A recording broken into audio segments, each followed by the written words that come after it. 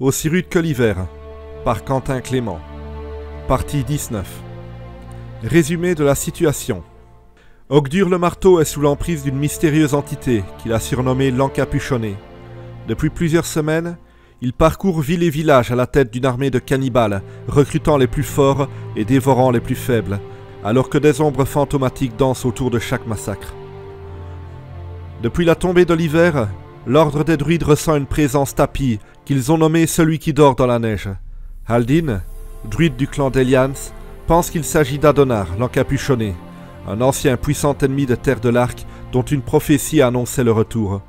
Malheureusement, faute de suffisamment de preuves, le conseil de l'ordre des druides est mitigé sur sa théorie.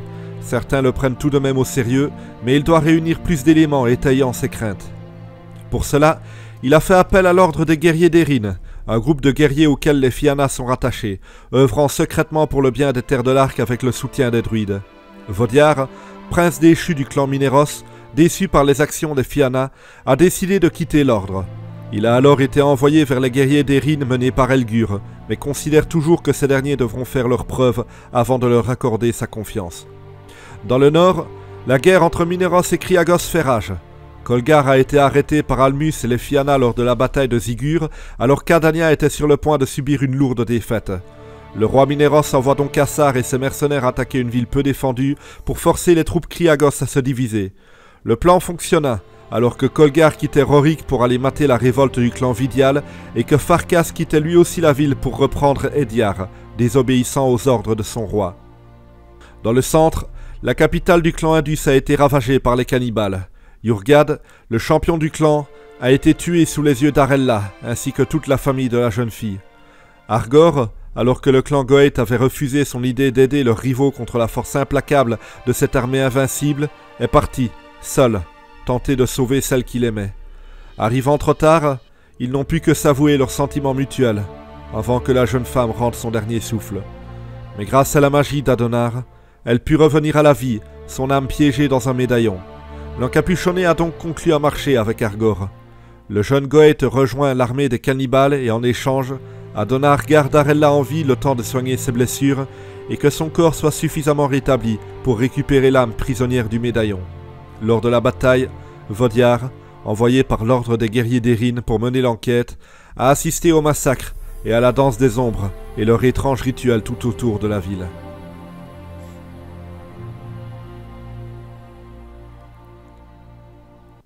21e jour du mois du Sorbier, ville de Rorik, territoire Kriagos. Cela faisait 20 jours que le village avait été abandonné par Adania et conquis par les Kriagos. La première semaine avait été un véritable cauchemar. Les habitants n'avaient pas aussi vite oublié la façon dont ils avaient été regroupés sur la place, dont certains avaient été pris au hasard et brûlés vifs sous les yeux de leurs amis. Ceux qui s'étaient révoltés à ce moment-là furent eux aussi tués par le feu. Ensuite, les Kriagos s'étaient adonnés à toute une semaine de pillage, de viols et de tueries. Ceux qui ne se défendaient pas étaient frappés et humiliés, ceux qui se défendaient étaient tués.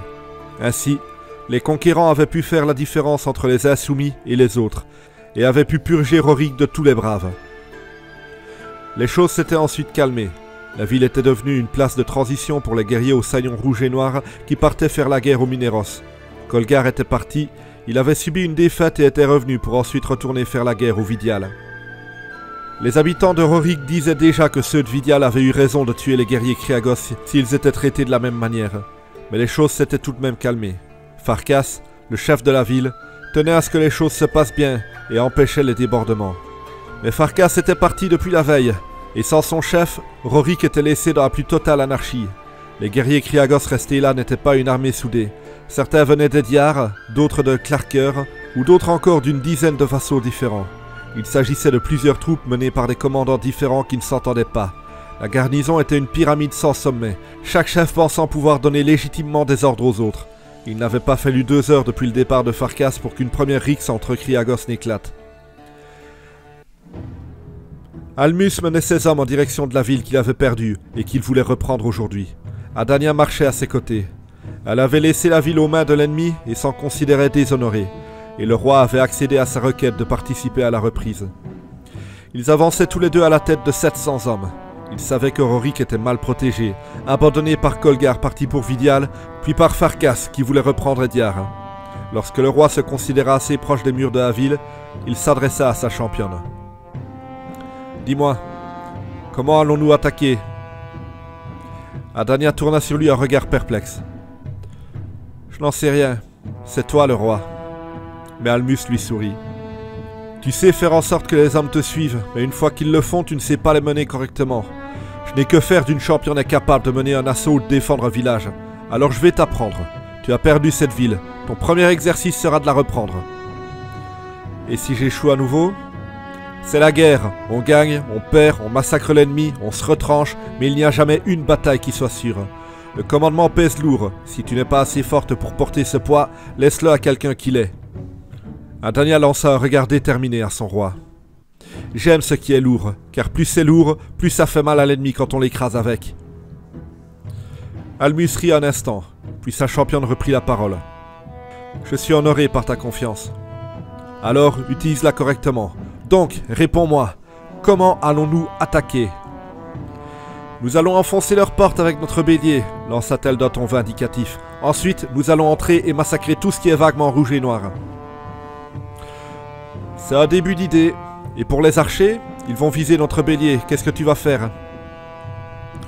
Eh bien, des hommes avec des boucliers vont les défendre, évidemment, répondit la championne, sûre d'elle. Le souci est là, justement, expliqua le roi comme un professeur. Évidemment. Faire avancer un bélier protégé par des boucliers, c'est le plan classique.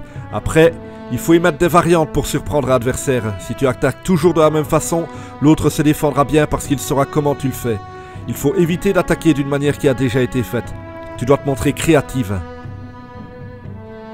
Geldar était un archer venu d'Antin pour combattre les Mineros. Placé sur le mur d'enceinte de Rorik, il observait un sourire aux lèvres ses ennemis avancer contre eux. Il aimait son rôle. Viser, décocher, tuer les adversaires avant même que la bataille ne commence. Vitesse, calme et précision. Des choses tellement plus honorables que la brutalité avec laquelle se battait l'infanterie. Les guerriers protégeaient les civils et le clan. Mais qui protégeait les guerriers? Les archers, tout simplement. Ceux qui faisaient en sorte que le corps à corps se fasse contre le moins d'adversaires possible. Ceux qui maintenaient les assaillants à distance pour que cavaliers et hommes à pied puissent avoir une bataille plus facile. Et on osait dire que l'arc n'avait rien d'honorable. Combien de fois avait-il tiré sur un guerrier qui s'apprêtait à donner le coup de grâce à un Kriagos? Il avait sauvé plus de vies que n'importe quel héros. On aurait dû lui ériger une statue. C'était du moins ce qu'il pensait. Il observait les Mineros avancer. Ils étaient calmes, bien rangés, marchant au pas. Sur un ordre, tous s'arrêtèrent en même temps. Mais qu'ils étaient disciplinés, ces petits Mineros. Ils avaient même pris soin de cesser la marche hors de portée des arcs. Il les vit ensuite s'attrouper en petits groupes devant l'armée. Ils allumaient des feux. Leurs propres archers y placèrent leurs flèches. Geldar ne comprenait pas leurs manœuvres. Ils étaient bien trop loin pour pouvoir tirer par-dessus les murs pour incendier la ville. Les Mineros décochèrent une première salve. Se sachant hors de danger, Geldar admira le spectacle de tous ces projectiles lancés dans les airs. Cette centaine de petites flammes s'envolant, laissant une traînée noire dans leur sillage. Il s'aperçut vite qu'elles ne suivaient pas le même itinéraire parallèle comme une volée habituelle. Elles se rassemblaient, elles visaient toutes le même point. La grande porte. Elles se plantèrent pour la plupart dans ce bois massif, portant avec elles le feu qui à présent collait à l'entrée, à l'extérieur de la ville. Une seconde volée fut ordonnée, et 100 nouvelles flammes vinrent embraser la porte de la ville. Geldar avait déjà compris. Les Mineros voulaient incendier la porte pour qu'elle se consume et casse plus facilement contre le bélier. La solution était simple, il suffisait d'ouvrir la porte et d'éteindre l'incendie. Ouverte, elle était impossible à toucher pour les archers. Les Mineros allaient devoir avancer sous les flèches Kriagos et il serait toujours temps de refermer à ce moment-là. Il voulut crier aux guerriers à la porte de faire cela quand il se sentit attrapé par derrière. Une main se colla sur sa bouche, tandis qu'il sentit la lame d'une dague s'enfoncer dans son dos. Il hurla contre la paume qui l'étouffait, avant d'être repoussé vers l'avant pour tomber du haut du mur. Comme de nombreux archers Kriagos, il s'écrasa sur le sol 4 mètres plus bas. Almus et Adania virent la scène sans la comprendre. Que faisaient leurs ennemis? Par quelle folie leurs archers se jetaient-ils du haut du mur comme cela au début de la bataille? Les chants de la guerre s'élevèrent, prenant écho dans la forêt, alors que les combats s'engageaient au-dessus du mur. Rorik est attaqué de l'intérieur, fit remarquer le roi.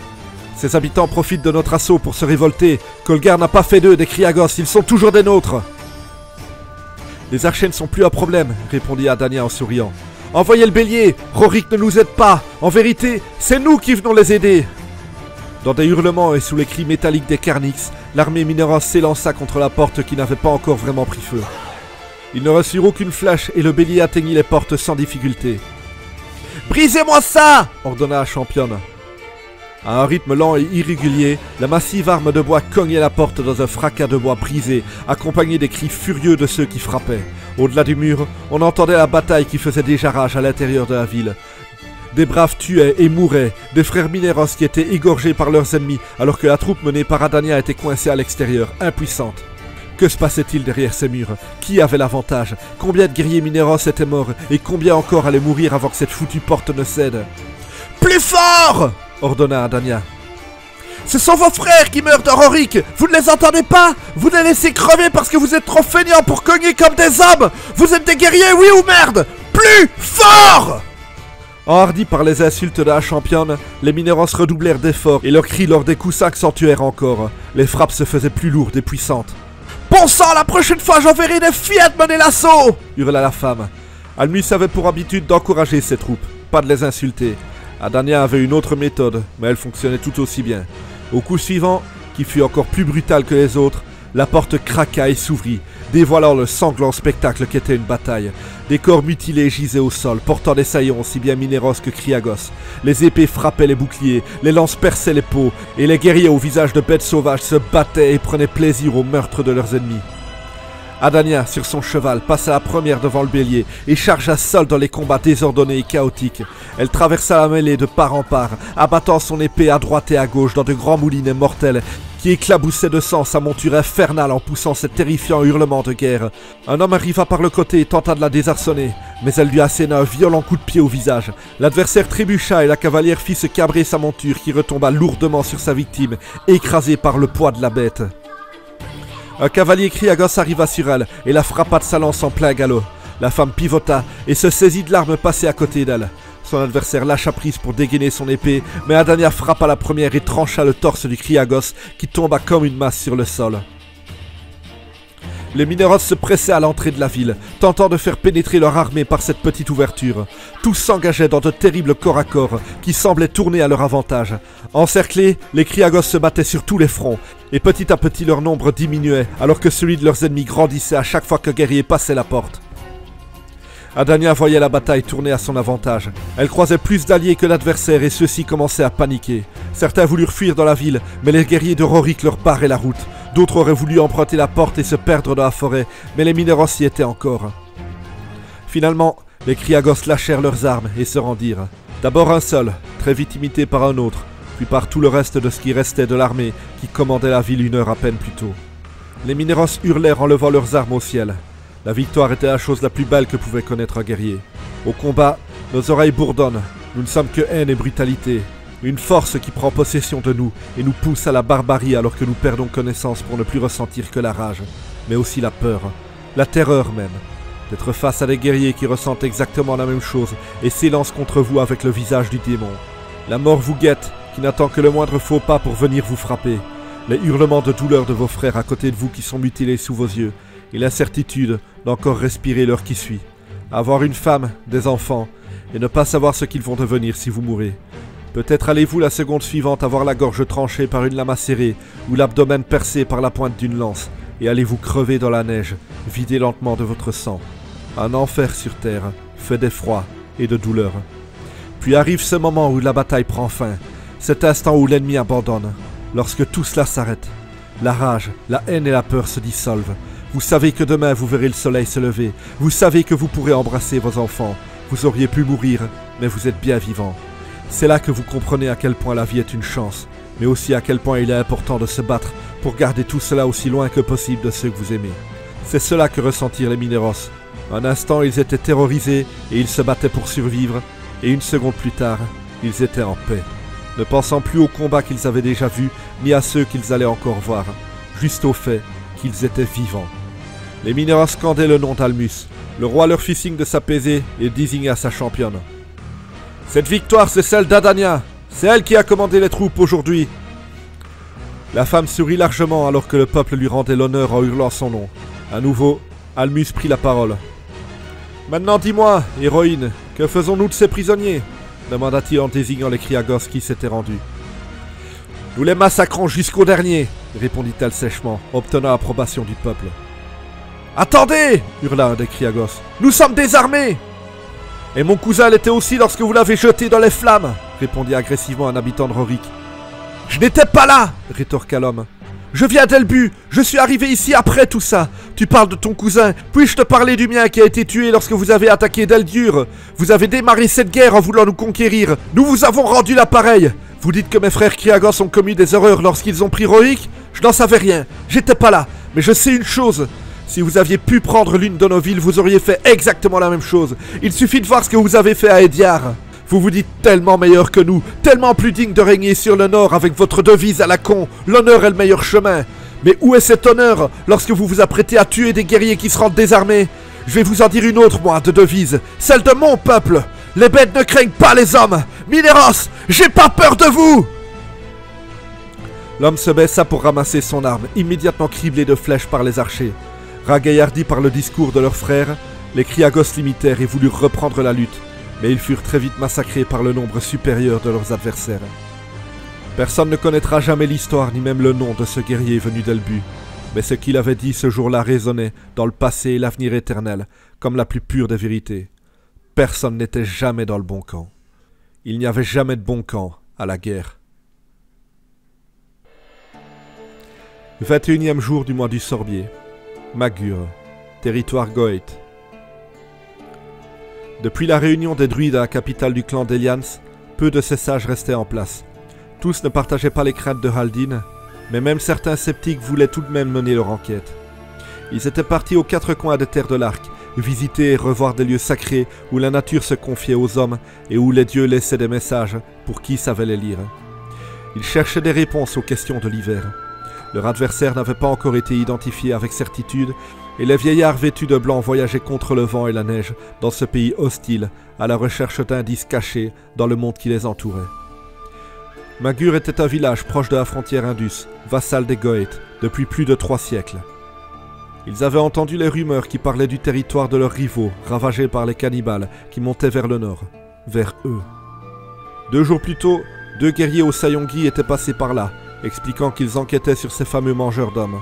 Ce fut un soulagement de les voir revenir, car cela signifiait qu'ils allaient en savoir plus sur l'ennemi qu'ils allaient bientôt devoir combattre. Vodiar et Gludar passèrent les portes sans dire mot aux gardes. Elgur, leur chef, les avait accompagnés jusque-là, expliquant qu'il était important qu'ils parlent avec le druide de cette petite communauté. À leur arrivée, l'attitude bienveillante des villageois leur firent vite comprendre qu'Elgur était natif de Magur. Ils surent aussi que Had, le sage qu'ils venaient voir, était son père. Ce gradé de l'ordre des guerriers d'Erin profitait juste d'une mission pour rendre visite à un parent. Ils étaient rassurés à l'idée que les deux étaient ensemble, car ils ne savaient pas à qui ils devaient donner leurs informations, au druide ou à leur commandant. Ils frappèrent à la maison du druide, qui vint leur ouvrir, un sourire tentant de camoufler sa mine grave.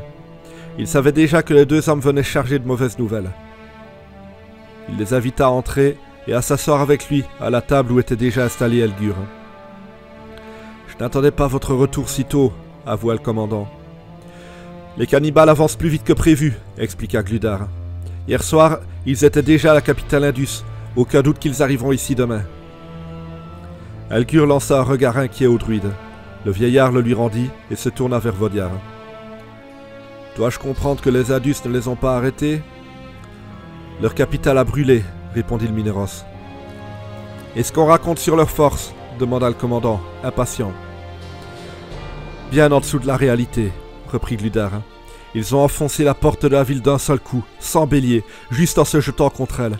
Ils étaient pas 500 et ils ont pris la capitale. »« Je sais que ça a l'air impossible, » ajouta Vodiar, « mais nous étions là, nous les avons vus. Nous ne vous rapportons pas une rumeur, nous vous rapportons un fait réel. » « Cela ne peut pas être le fait d'homme, » fit remarquer Had. « Ça ne l'est pas, » répondit Gludar. « Il y avait autre chose. Des présences, comme des ombres, tout autour de la capitale, qui dansaient. »« Qui dansaient ?» répéta le druide en se levant. Le vieillard marcha de long en large de la pièce, l'air grave, semblant réfléchir. « Que se passe-t-il, père ?» demanda Elgur. Lorsque même les loups se tairont alors que le nord est couvert du sang des géants et que le sud verra mes ombres danser sur le chemin du brigand, alors aura lieu la grande bataille qui me verra revenir à la vie, et les mâchoires de l'hiver tomberont sur vous pour ne plus jamais devenir printemps. Le sud verra mes ombres danser sur le chemin du brigand. La voilà, la pièce manquante du puzzle.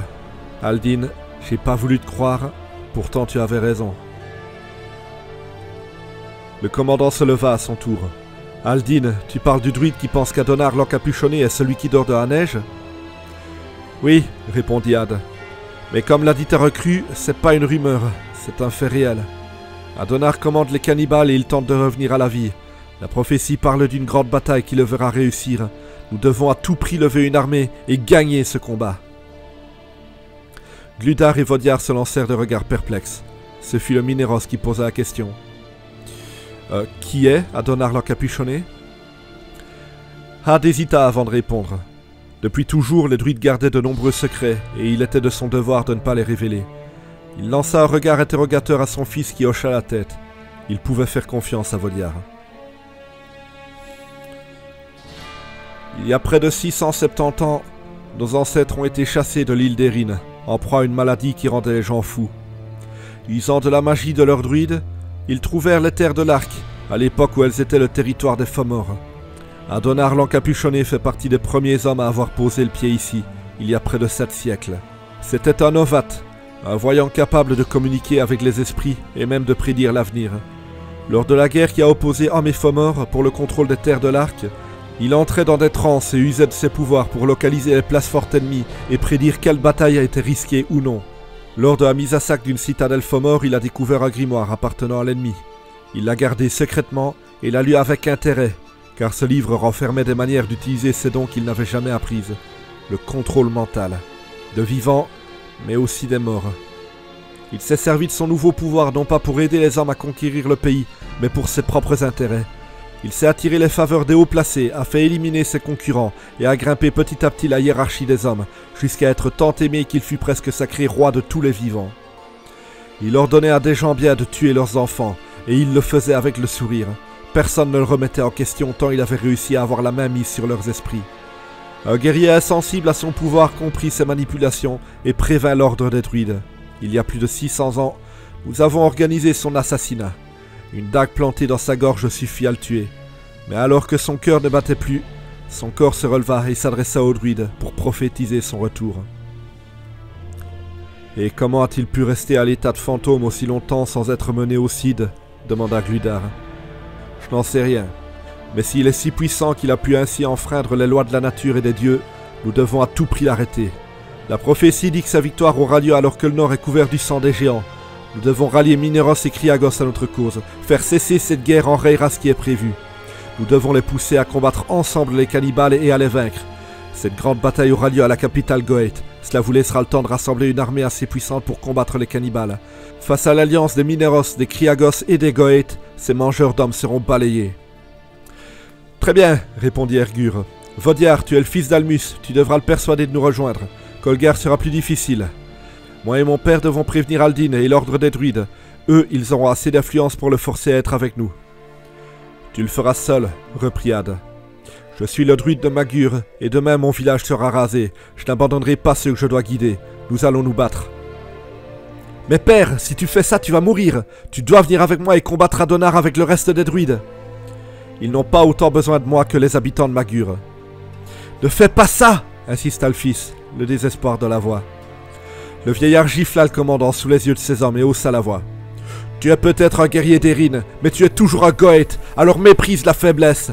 Un homme doit être prêt à se sacrifier pour la vie de beaucoup d'autres. Cela, un commandant de l'ordre des guerriers d'Erin devrait le savoir mieux que quiconque. En restant ici, je pourrais tenter de ralentir leurs forces et vous laisser un tout petit peu plus de temps pour revenir avec votre armée à la capitale Goeth. Tu allais devenir chef de ce village, mais tu as préféré abandonner ton clan et tout sacrifier pour rejoindre les guerriers d'Erin parce que tu voulais te battre pour le bien de tous. Alors fais-le! Bon sang, quitte cette maison maintenant et va me faire honneur, mon fils. Vodiar sentit des larmes monter à ses yeux. L'histoire d'Elgur lui rappelait la sienne. Un homme qui abandonnait tout ce qu'il avait pour tout offrir à la lutte du bien contre le mal. Dans un pays ravagé par les incessantes guerres, tenter de rééquilibrer la balance. Juste un peu. En échange de tout ce qu'on possédait, Un sacrifice qu'il avait voulu faire, mais qu'Elgur avait fait bien avant lui. Le combat qu'ils allaient mener aujourd'hui n'avait rien à voir avec des rois, des conquêtes, des territoires ou de l'or. Non, ils étaient juste des guerriers qui allaient se battre parce qu'un mégalomane mort depuis des siècles allait tenter de prendre possession de leur pays. Cela dépassait de loin la politique, la famine ou l'honneur. Il fallait sauver les hommes de la catastrophe. Et pour cela, personne n'allait les payer. Ils allaient se battre sans rien recevoir en retour. Le sacrifice de leur vie pour celle des autres, dans un combat juste et noble, pour le bien de tous, et non d'un seul camp contre un autre. Vaudiar le savait à présent. Lui qui n'avait jamais trouvé sa place. Il était un guerrier d'Erin. Elgur prit son père une dernière fois dans ses bras. Les deux hommes se chuchotèrent quelque chose que ni Vaudiar ni Gludar n'entendirent, et ils quittèrent la maison sans rade. « À l'heure qu'il est, mon père a dû reprendre Rorik et son armée doit y être postée, expliqua Almineros. « Bien, alors charge-t'en, ordonna Elgur. Et dans chaque village que tu croiseras, explique ce que tu as vu à un druide. Nous allons nous occuper des Kriagos. »